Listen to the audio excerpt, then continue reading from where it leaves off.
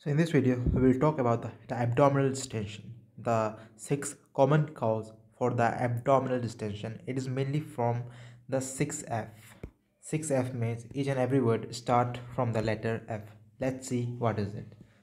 Now the first F is the fetus, which is mainly present in the women responsible for abdominal distension. Other is the flatus, which is mainly gas in the stomach.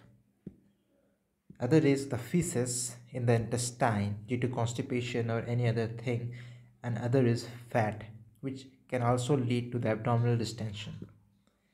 And the ascites is mainly the fluid which is present in the abdomen, and other is fibroid or the tumors which can lead to the formation of or enlargement of the abdomen. Now this abdominal distension is quite common in the children, and it is mainly due to these reasons. Thank you.